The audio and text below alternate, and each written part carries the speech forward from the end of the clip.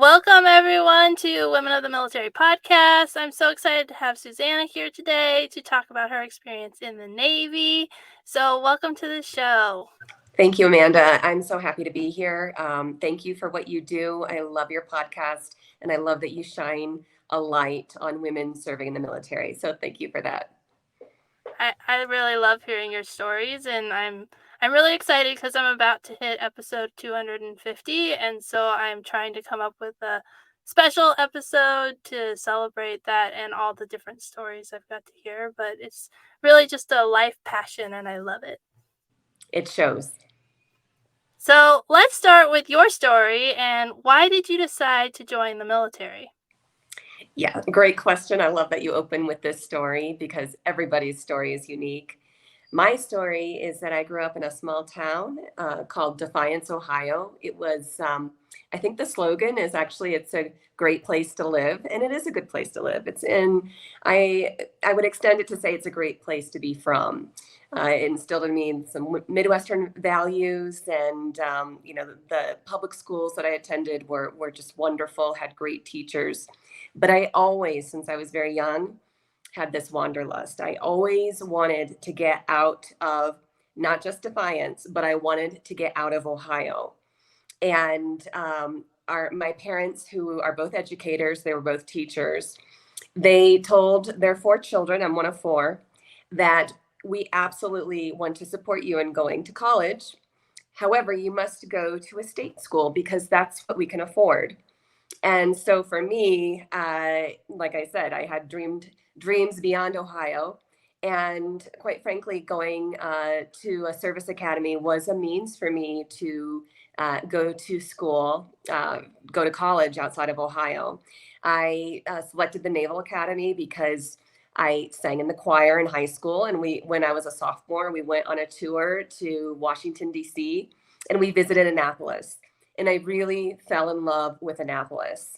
And we also visited the Naval Academy. And there was a moment when we were touring the chapel, and I just felt like this was my place. Yeah, it was a spirit speaking to me, I have to say, because the road was a little bit longer for me to get into the Naval Academy. I ended up being a foundation student. So I didn't get in the first year that I applied, but I did get in the second year I applied. So anyway, that's long story short, that's what interested me in serving in the Navy. I love that. I love that you talked on a few things, like you had this part of who you were who wanted to travel and see the world, and you didn't want to stay in the little small town in Ohio, and then the Naval Academy just kind of pulled you in. And then the last thing I really want to talk about is because a lot of people don't realize that I guess they know it's really hard to get into the academies. They should know it's really challenging.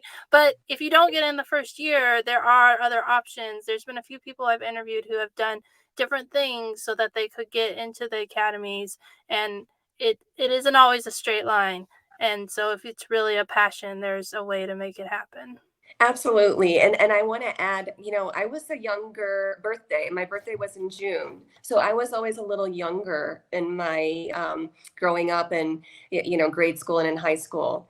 And I really do think, when I applied to the Naval Academy, I was given an opportunity, or I was selected, if you will, to work on, it was really, I think, my test scores. I don't think my SATs and ACTs, my GPA was good, but they wanted me to brush up on my calculus. And so they gave me an opportunity to be a foundation student. So I went to a civilian prep school, but the whole idea was for me to brush up really on my math so that I would be competitive, and so that I would be successful in going to the Naval Academy. And it worked perfectly for me. And not only that, but Amanda, I have to tell you, because I spent an extra year in high school, and I really didn't want to be spending an extra year in high school, when I arrived to the Naval Academy, there was no way anybody was going to convince me I didn't belong there. Nobody was going to tell me that I wasn't good enough, that I wasn't smart enough. I knew that I had been through, I'd paid my dues. I put in an extra year just to be there. And I think it was my saving grace. I think it saved me many a times when I started to to kind of feel like it was, a lot. The academics were very hard. But, and especially in my military training, when things were getting rough, I thought, I've put in too much skin in this game. I'm finishing this. And it really helped me in the end. I love hearing that story because like it's not easy to go through the Naval Academy. That was going to be my next question originally, but I love how you gave that like context of like I am not quitting. I don't Yep. care how hard it is. I am not quitting. Exactly. Yeah. Yeah. Cuz people do quit. It's not getting in is like the first step, but getting through the 4 years is another challenge on its own. And it's not for everybody, and there is no shame in that. Definitely, I've known people who started at a service academy. In fact, my brother is one of them. He started at West Point, but he left after Beast Barracks. He really wanted to play football, and he didn't make it as a walk on the football team. So he found another path, and now he's thriving in his life. So the service academies aren't for everybody, but I appreciate that you, Amanda, what you had started with. It is hard to get into a service academy. You have to get a nomination from a congressman or a senator, or you can get a presidential nomination. I think if you meet certain qualifications, if you have family members who have served, there's a whole gamut of ways that you can get your nomination, but it's a very important step. And in addition to that, you also have to academically qualify, and you have to get into the institution itself. And I think because the application process is so rigorous, that it's true what they say. They say if you can get in, you can graduate, but it's up to you between, induction day and graduation day. It's up to that wherewithal, that, deep seated conviction within of whether you want to actually achieve that goal or not. Yeah, there's many paths. I've even known people, by the way, who have left the service academy, left the Naval Academy, and found another path into the Navy. And so, yeah, that's what and I'm glad we're touching on this. That's what I love about the Navy. And that's what I love about the military in general, is that there are so many people, and no two paths are the same. And just like we opened with your podcast, like everyone's story is different, but the common thread is, I think the service is so important. It's so ingrained in us to serve. There's a call to serve. There is a spirit of patriotism. Just these qualities that bind us, and they're so important, and they're very basic.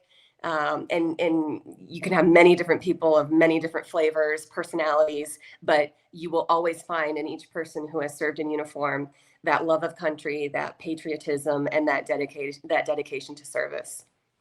Yeah. Yeah, I love all that. That's so great. Yeah. So let's talk a little bit about your time at the academies, or at the academies, the Yeah. academy. Yeah. What was that experience like, and how did it change you? Great Double questions. Yeah. question. Double Just keep them question. coming. So I graduated in 1998. So it's important that we start with that. I now, as a captain, as an '06 in the Navy, I'm of the older generation. Yeah, and we have people who are entering the Navy who they're not just half my age. They're soon to be a third of my age, and et cetera, et cetera. So when I went to the Naval Academy, my first day was July 1st in 1994. I was a part of, I think there were about 14% women. And I had never been in that kind of minority before. And that's a noticeable one. So, to give you an idea, if we had a class, say an English class of 20 people, I might be the only woman in the class, or maybe one other woman. So, that kind of gives you a little perspective on what it was like. It was challenging. The Naval Academy and the service academies they started admitting women in 1976. Yeah, because And the the first first class. graduating class was in 1980. Yep. So women hadn't been to the service academies for 20 years yet when I was there. And they have grown in leaps and bounds, and with an increase in women's admissions, and I believe it's 25% or more. Like that is a percentage where you start to get a mass going, and you don't feel as lonely as perhaps maybe I did.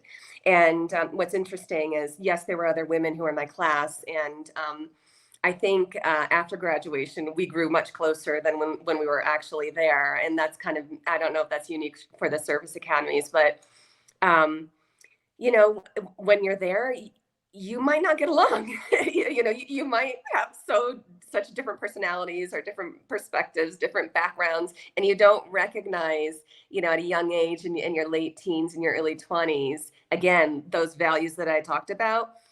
I didn't care as much about patriotism. I didn't care as much about service. I didn't care as much, about these things that now that I'm older, I truly value. And I think most people, I think would probably feel the same way. So part of it's maturing, a lot of it's maturing. But the other part too is, when you have 14%, and so we graduated with just under 1,000, I think, and we had maybe around 100 women graduates. So yeah, I mean, it did kind of form me and shape me. It toughened me up for sure. It kind of gave me a more of a realistic view of perhaps what the real world was like. And the reason why I say that is because I was a generation who was raised a post-feminist movement. So I was raised to believe that I could do whatever I wanted to do. And, when you are kind of faced with reality and you realize, well, not everybody thinks the same way, and that there are limitations because of, institutional structures and organizational structures that we continue to work on, and we continue to build on, and we continue to educate and improve upon. That perhaps you may have been raised in an environment that really wasn't realistic. And I want to give you a really great example of what I'm talking about.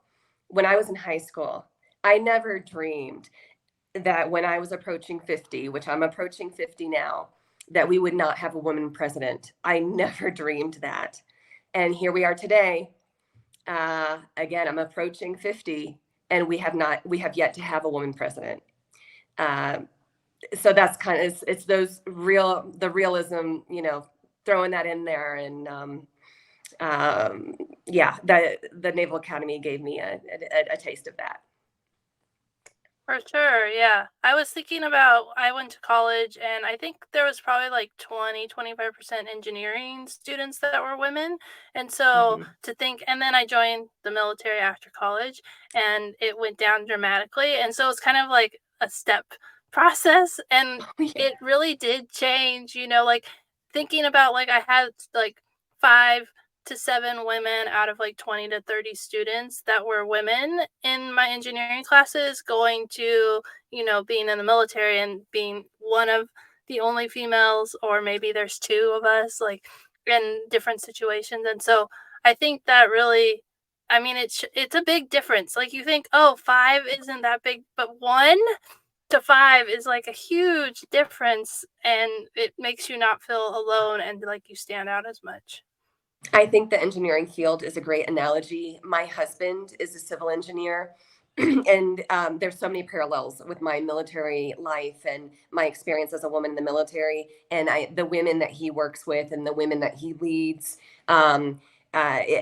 As an engineer, and we trade notes all the time. And so I'm so glad you shared that perspective, because it's absolutely true. Yeah.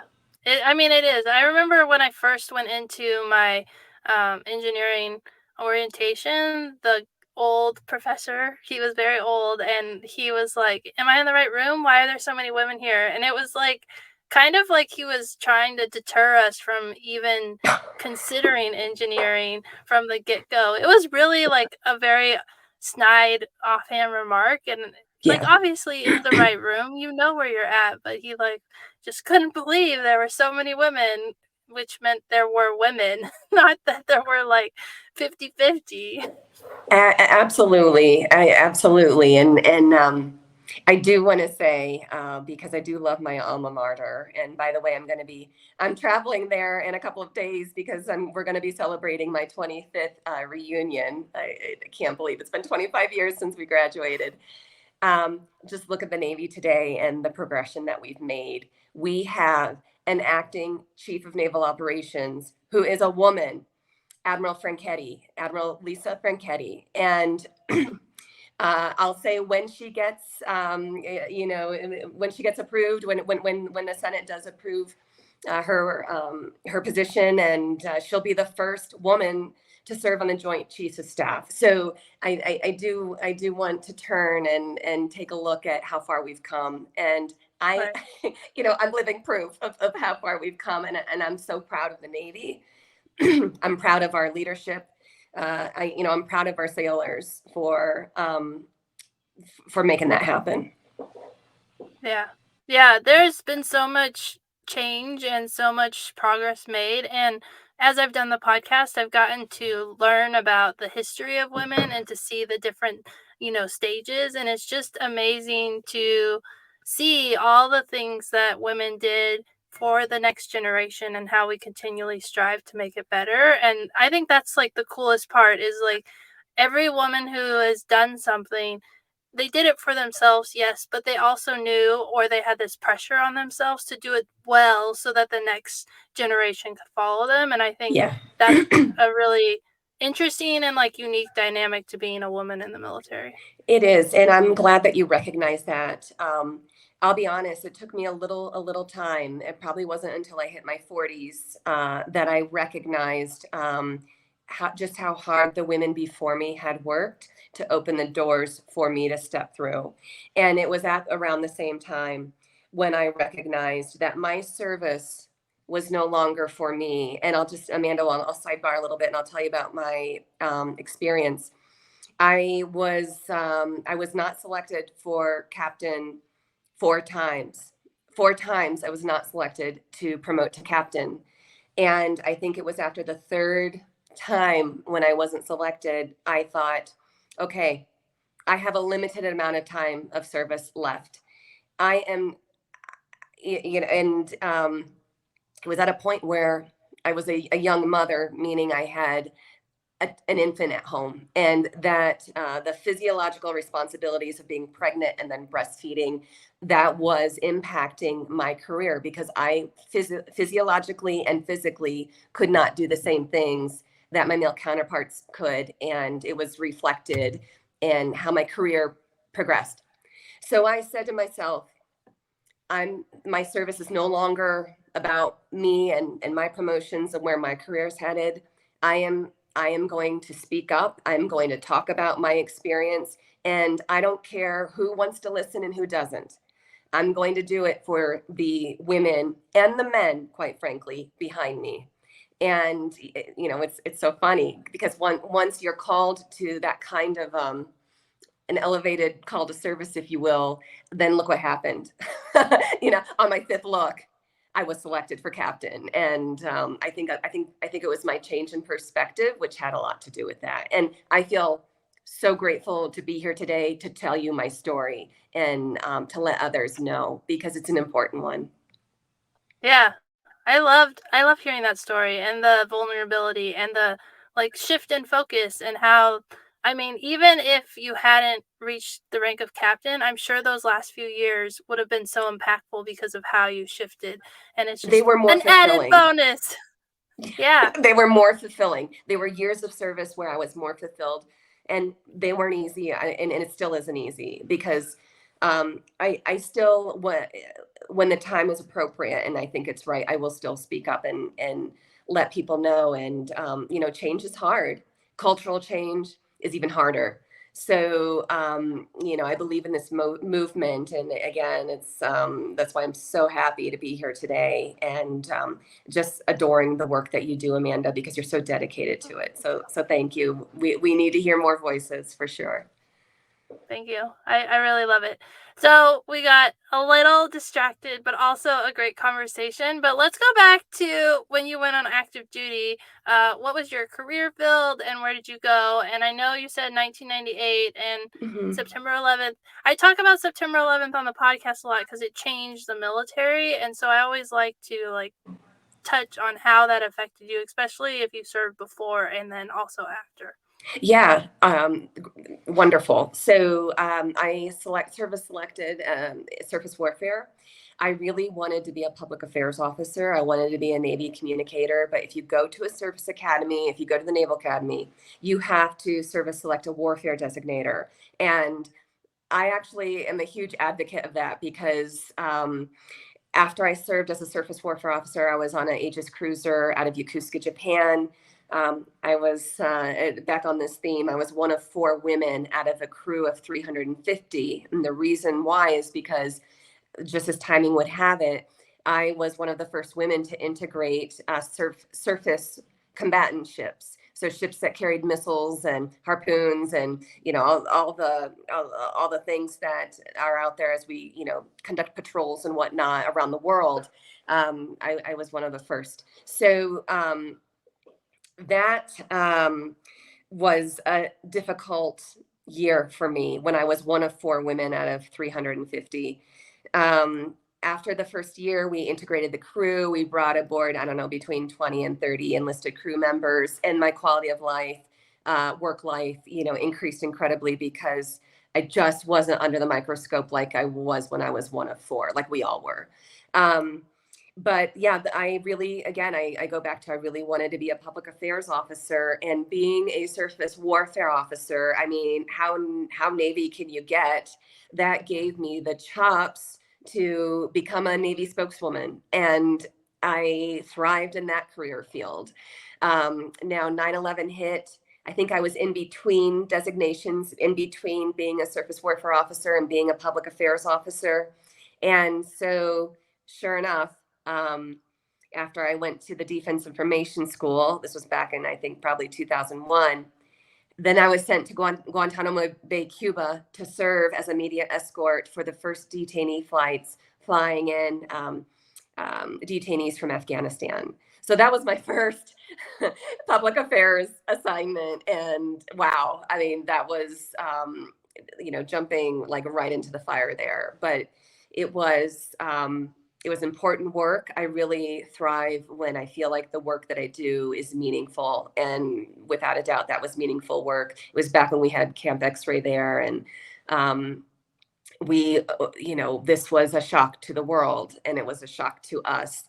I think I don't want to. I was already motivated to serve, like I had mentioned before. There was a sense of patriotism that my parents instilled in me, um, but definitely and I just a scene setter. When I graduated from the Naval Academy, in fact, President Bill Clinton, what was at our graduation, he spoke at our graduation ceremony. So I think in the waning in the later Clinton years. We had been, quote unquote, at peace. We were a peacetime military, and I think having like a recentering after 9/11 and really kind of zeroing in and getting a mission, or like more of a purpose rather than MUTWA, which is military operations other than war, or Bosnia, or I think that really united everybody, and it reunited so many people, so many Americans, that we had a lot of people come and join the service. So, aside from the grief and the shock of post 9/11, it did a lot to unite us as a country. And I think, continue in years to come, we'll kind of reflect on that period as a period when the country was really united. And that was special, serving in uniform during that time. Yeah. Yeah, I went back to the ROTC detachment that I was in last year, and I sat in on a few classes, and they were talking about like stuff that I learned at combat skills training, and I was like, man, we were like so not ready for a war when September 11th happened, because like I went I went to college from, or I did ROTC 2003 to 2007, and like all that stuff that they were learning, I didn't learn until I deployed in 2010. And it was just that, I mean, years after the war had started, Iraq was going on, and the military still was like scrambling to get out of what they had learned in Desert Storm, Right. Yeah, that I know. happened Isn't in that the early. crazy? Yeah, Yeah. because even when I was at my deployment training, I was like, why are we learning all this stuff that we would learn for the war in the 90s? And I was like, oh, because they're still like scrambling to like try and update the Yes. training. And it was really interesting to see like that whole shift, because it was like such an eye-opening experience when I'm sitting there and they're like learning combat lifesaver, and I'm like, how did you learn this as a cadet when like I didn't learn it till right when I was about to deploy, which Yeah. one class right before you deploy is really not helpful. The constant doing it really, yeah, so it was really interesting. It's a generational mind shift. And Amanda, we're going through that again now with the integration of unmanned systems and trying Right. to figure out how are we going to update and upgrade and integrate our existing platforms with the unmanned capability. And yeah, wow, what a throwback. And I didn't realize that we were so close generationally, or we're of the same generation, Yeah. and that explains a lot. Now I know. I realized your service was a little bit later, started a little later than mine, but then yeah, now I get it. It's cool. Yeah. Yeah. Not too much later. Yeah. Yeah. So, yeah, I'm getting closer to 40, which my mom's like, stop saying that. I'm like, why does it matter? So, It's your 40s are great. If it's anything like mine, you're gonna love your 40s. yeah. So, but it's pretty exciting. I mean, I really enjoyed my time in the military, and September 11th was like what brought me in, and so I think that's part of why I find so much fascination. But it's just crazy to realize like how much change was like catapulted onto, the United States and the military and everything, and it still affects us today. And a lot of people don't realize that because they've just like the TSA was created because of September 11th, and Yeah. I Yeah. learned that I learned that from the podcast. So, so you started your PA career. So you did serve. I was also going to touch on. I have like so many things I could talk about. I like the idea of like, I know the Army, and now I know the Navy. Like they have, you do like your actual like being a soldier or being a surface warfare officer. I think that's really good, especially for a PA officer, because in the Air Force you go straight into PA, which Yeah. Yeah. isn't a bad thing, but it also kind of like doesn't have you like integrated into what the Air Force actually does. Like by doing it, you learn it by like writing about it. And so I think that's really interesting. Yeah, yeah, it is. And I mean, I think the Navy will take some people direct, special cases, so I don't want to suggest that everybody, but by Right. and large, it's you do become a public affairs officer through a redesignation board. And generally, to be an attractive candidate for that, you are going to have your qualification from your source community. Um, One thing interesting about my career, which is unique, is that I have lateral transferred a second time. So I for 15 years I was a public affairs officer. And another unique thing, I hope I'm not piling on too many things about myself, but I also, after 12 and a half years, became a reservist. So I served as an cell res, which is a traditional Navy reservist, for 11 years in my career. And I recently am back on permanent active duty, which in the Navy is very rare. It's very rare that somebody is allowed to do what I've done. And in addition, like I said, I lateral transferred, and now I'm a foreign area officer. So I'm actually talking to you from Bogota, Colombia. I am the Navy mission chief here, and uh, foreign area officers really work in the realm of security cooperation, and we work really, really closely with our partner nations. And it's I definitely between actually surface to the progression from surface warfare officer to public affairs officer and then to Foreign. foreign area officer. Like there's so many things that I take from my surface career and my public affairs career that I use as a FAO or foreign area officer. Um, I can't imagine doing this job without that background. Again, that's my personal story, but there's so much overlap in all three of these, communities, and it's really a privilege to serve in the way that I've served. That's really cool. I love how each thing builds on it. And I think, you can always take, like, my past, I was a civil engineer in the Air Force, and now I run a podcast and do media. And it doesn't seem like a straight path, but there's a lot of things from my time in engineering that I still use today, and like creating processes and systems. And I think you can always take and learn and grow and build into your next career. And I love hearing that story. I want to focus in on, you left active duty to be a reservist. Why did you make that switch? And then why did you make the switch again the other way? I love telling my story. I love sharing it. So thanks for asking these questions. So I left active duty, like I said, at 12 and a half years. I'll just be honest. I was a divorcee at the time, and I was in my early 30s, and I didn't know what, I was at a point where I was restless, and I didn't know what I wanted in my life. To include, I wasn't 100% convinced that finishing my military career, which now I would tell myself, you're crazy, sister. But but back then, 8 years of serving seemed like a long time to retirement. So I made the decision to leave the Navy, to leave active duty. I became a reservist.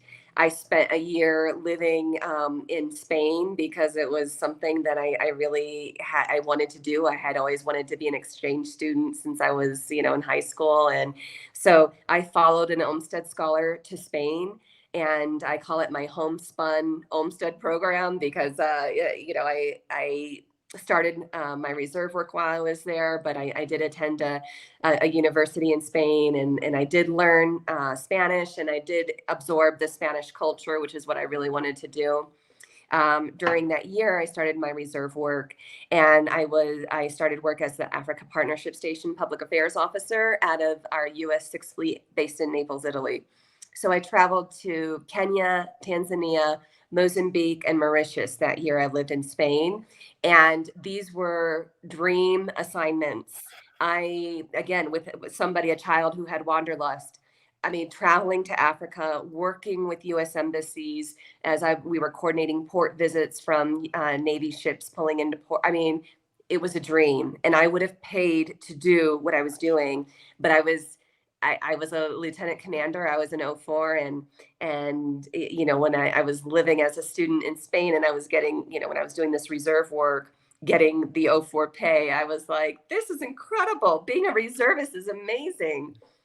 The following year, I moved to Naples, Italy, and I was invited to, again, to serve, this time full time on what was known back then as extended ADT orders. So for a little over 8 months, I was, again, serving as the Africa Partnership Station Public Affairs Officer, traveling all around coastal Africa, to include South Africa, Namibia, the west coast of Africa, Gulf of Guinea. I mean, it was amazing. And then I was living in Naples, Italy on top of it, which I loved as well. So after 2 years of a really magical existence, I decided I needed to find a means to get back to the United States. And again, the reserves, there just happened to be a reserve job at NATO Allied Command Transformation in Norfolk, Virginia. And I was selected to be the congressional liaison coordinator. So it was the year of sequestration. I worked for a U.S. Army two-star general whom I loved working for. He was one of my favorite bosses. And we would travel to Washington, D.C. about twice a month from Norfolk.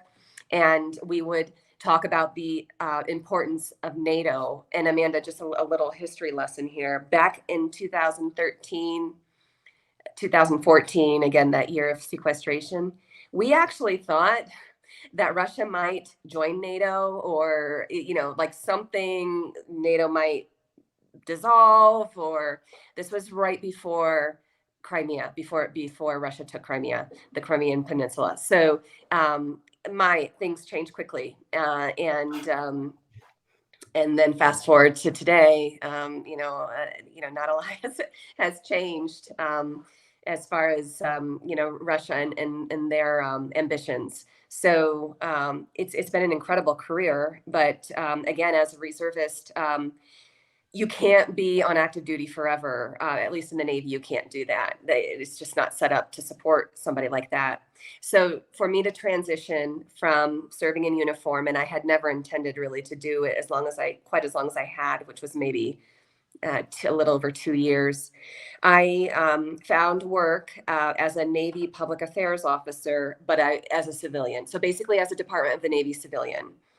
And I'll, I'll be honest, that shift was a hard one for me. And it's because by this time, Amanda, I had been serving in uniform for almost 15 years. So you had asked the question, why would I want to go back onto active duty? I really never left the uniform, and I found it very challenging to serve in the same role in civilian clothes. This is me and this is my story. And, you know, everybody's different. Not everybody has the same difficulty that I had, but I do have to, now knowing what I know now, I do have to believe because I didn't appreciate it at the time, but I had so much time invested in the Navy, and I felt like the Navy had invested in me too. It made it all the more challenging for me to find my footing in the civilian world. Yeah, I mean, there's a lot to digest there, and a lot of people make the transition and they do it beautifully, and it's the right thing for them. At the end of the day, it wasn't the right thing for me, and at the end of the day, I held on to the hope, and it was a small one, but I held on to the hope that I would be able to one day go back on active duty, and I really wanted to finish my career. It's just again, I was drawn to this. There was something inside me that told me when I was rejected time and time again, and I had worked for years to try to do this, something told me to keep going, and I did. And eventually, I to finish the story, when I wasn't picked up for captain that third time, I decided, well, I need to do something different. I need to make a change, and I need to take, I need to take charge of this. So I volunteered for a mobilization to the Middle East. I didn't know where it was going to be, but I knew it was going to be unaccompanied. I knew my family wasn't going to be able to go with me. It was basically an IA mobilization. The one that I was selected for was in Bahrain. So I became the NAVCENT, U.S. NAVCENT liaison to the U.S. Embassy in Manama, Bahrain. And the man who I ended up working for is the man who I give a lot of credit to, really kind of recognizing the talent and the gifts that I had to bring the Navy.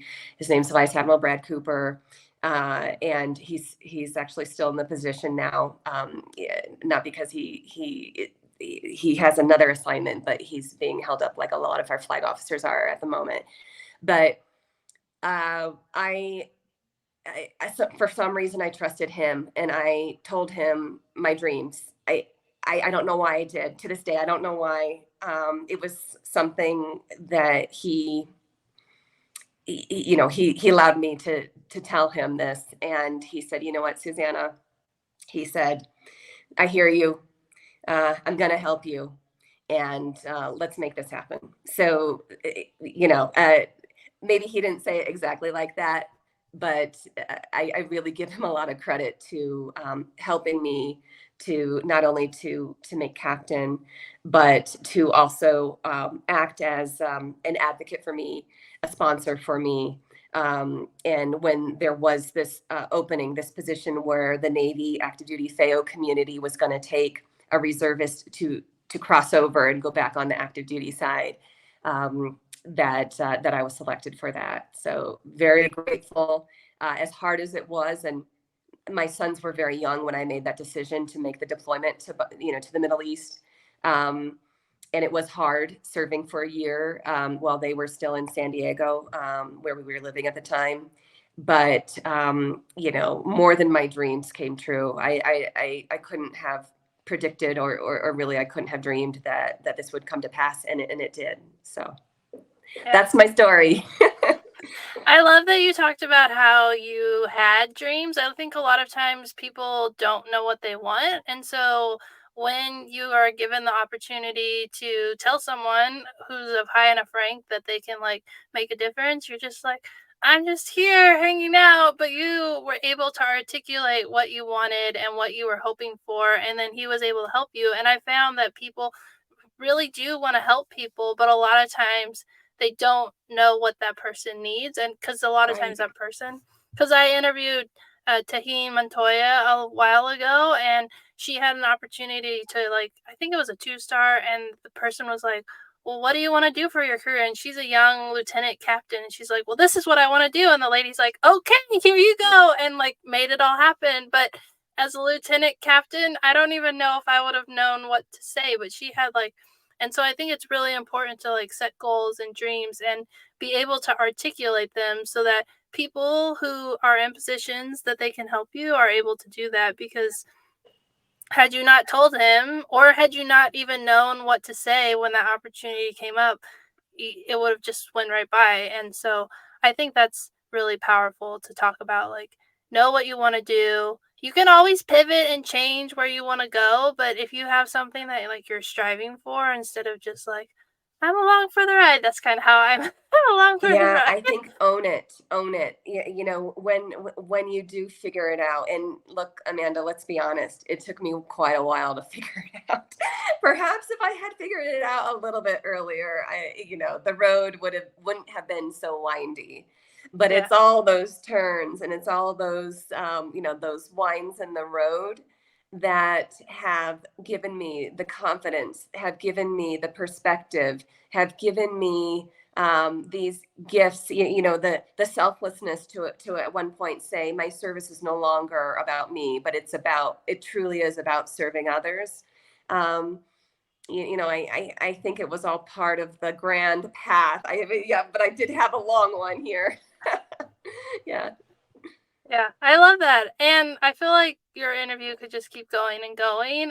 And so I want to do two more questions. One, like, what's something from your time in the Navy that we haven't touched on yet? And then my advice question.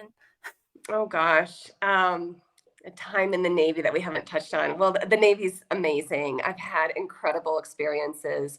I've transited the Straits of Taiwan twice. I have transited the Strait of Magellan, which was an incredible on an aircraft carrier. So I was on USS Ronald Reagan.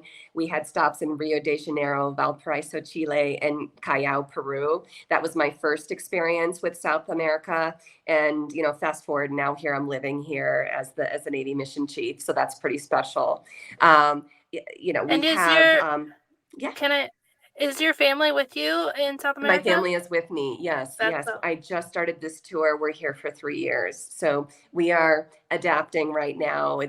We're still in a bit of culture shock. I've been here not quite 2 months, but yeah. But my children are going to school, and my husband's finding his way and working. He's working remotely, and yeah, so we're finding our way, but the silver lining of the whole thing is that we're together, and we're serving together overseas, which again, another thing about the Navy, like what an incredible experience. Yeah, and I already talked about my as the Africa Partnership Station public affairs officer, and what I mean. If you want, the slogan for the Navy was, when I was joining, was join the Navy and see the world. And it's absolutely true. It is absolutely true. I'm not saying you're not going to get that in other services, because I know you do, but to be able to experience the world, especially from our world's oceans, is magical. It's just magical. yeah. No, when I talk to people, the Navy people have been to lots and lots of places, especially if they've been in, over a 20 plus year career. It's like Yeah. they're like, I've been all over. And it's just Yeah. crazy to hear all the different places that they've got to travel to. And so, like, yes, the military, you can see, like, the military and the Air Force, I was able to see different places, but not nearly as many or as diverse. Mainly, it was all, like, stateside travel, Yeah. so that makes a lot of Great sense. point. Yeah. Yeah. You can't beat it. You can't be in the Navy for that diversity of opportunities of places to go see the world. Yeah. Yeah. So I always like to end the interview with, what advice would you give to a young woman who's considering joining the military? Yeah, and I love this closing question. The advice that I would give is do not give up and do not expect anything to be handed to you. Y- Women have had to fight for our place to where we are today, and it's going to continue. That fight is not going to go away. And I hearken back to the way I was raised to believe that I could achieve whatever I wanted. Not everybody is raised to believe that. So um, you know, just kind of the theme that we've been striking on. When you find what is driving you, and when you find what you really your goals and what you want to achieve, what you want to do with your life, you just go for it. You and never stop. Don't let anybody tell you no. If you know in your heart that this is what you're supposed to be doing, then you just go for it. I think that's a perfect way to end it. Thank you so much for being a guest and for sharing your story and for, all the things that you've done for our country through your service. So thank you so Oh, much. it's been my pleasure, Amanda. Thank you again. Thank you so much.